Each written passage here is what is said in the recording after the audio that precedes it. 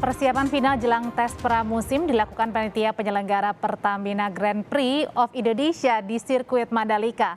Selain mempersiapkan sirkuit, saudara, tim juga mempersiapkan marshal yang bertugas untuk membantu pebalap jika nantinya terjadi masalah. Ada lebih dari 400 marshal yang akan mengikuti pelatihan sebelum menghadapi tes pramusim. Sirkuit Mandalika membutuhkan sekitar 300 marshal untuk mendukung ajang tes pramusim. Para marshal ini yang terpilih akan menjalani pelatihan agar mereka tahu tugas marshal di masing-masing titik.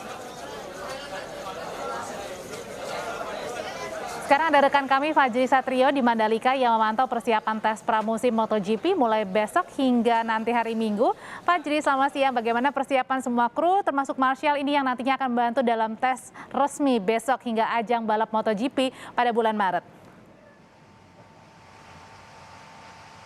Selamat siang Audrey dan juga saudara, memang benar hari ini dari pihak MotoGP dari MGPA Mandalika Grand Prix Association sudah mempersiapkan marshal, yaitu petugas lintasan. Sebanyak 400 marshal atau petugas lintasan sudah dipersiapkan dan mereka sudah dilakukan pembekalan terakhir karena hari ini hari terakhir sebelum mereka harus menjalankan tugas mereka pada besok di tes pramusim MotoGP di tanggal 11 hingga 13 Februari. Nah, mereka tadi juga dilakukan simulasi apa saja yang menjadi tugas mereka.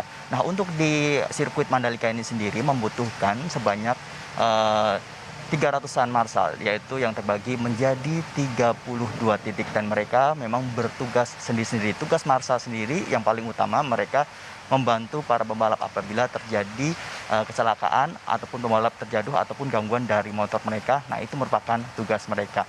Dan dari pihak MGPA sendiri memang mengajak warga-warga sekitar dari sirkuit Mandalika sendiri, terutama Lombok, untuk bergabung mensukseskan acara bertaraf internasional ini untuk menjadi marshal. Dan berikutnya pernyataan lengkap dari Direktur Utama MGPA, Priyandi Satria. Kalau kita lihat marshalnya sendiri 400 ini datang dari berbagai daerah ya. Jadi kita mulai itu dari daerah terdekat dengan lintasan kita, Kecamatan Pujut, kemudian kita besarkan. Jadi kalau dilihat ini ada dari Lombok Tengah, Lombok Timur, Lombok Utara. Juga instansi lainnya ya, ada dari Basarnas, ada dari kepolisian. Jadi ini melibatkan berbagai unsur masyarakat daerah ditambah instansi yang memang sudah terbiasa menggunakan radio komunikasi atau emergency rescue. Audrey dan juga saudara, tentu saja untuk kali ini agenda dari pembalap mereka saat ini sudah berada di sirkuit dan mempersiapkan persiapan mengenai motor mereka, perakitan motor sendiri. Seperti yang informasi yang kami dapatkan, nampaknya Marc Marquez sendiri sudah berada di dalam sirkuit. Dia menjajal motor dia di sirkuit yang mempunyai 17 tikungan ini. Ternyata untuk tes pramusim ini sangat begitu penting dikarenakan memang 3 hari mereka harus menjajal dan mengenali medan atau sirkuit yang berada di Mandalika agar mereka juga bisa menaklukkan sirkuit Mandalika yang merupakan sirkuit terbaru di musim MotoGP untuk 2022 ini. Audrey. Ya, kemudian setelah minggu tes berakhir, nanti bagaimana mekanismenya Fajri saat mereka kembali pada bulan Maret untuk balap seri kedua setelah dari Qatar? Ya, Audrey dan juga saudara, memang benar untuk mekanisme ketika mereka nantinya pada race resmi, tepatnya pada pertengahan Maret mendatang setelah di seri pertama di Qatar, di seri kedua di Indonesia, tepatnya di sirkuit Mandalika.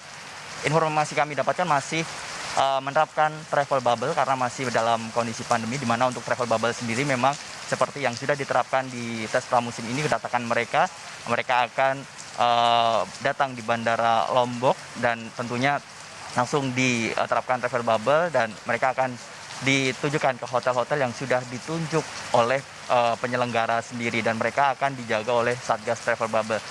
Banyak sekali pertanyaan-pertanyaan bahwa ada beberapa pembalap yang mengeluarkan video-video mereka, kegiatan-kegiatan mereka di hotel-hotel mereka. Nah, apakah untuk saat ini kurang adanya ketertiban dalam travel bubble? Dari pihak penyelenggara sendiri menyatakan, informasi yang kami dapatkan, kegiatan yang mereka lakukan yang saat ini sedang viral, mereka sudah tes PCR setelah mereka melakukan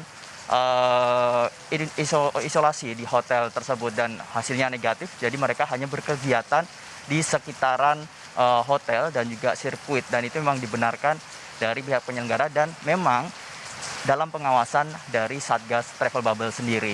Audrey. Terima kasih melaporkan dari Lombok, Nusa Tenggara Barat, jurnalis Kompas TV Fajri Satrio.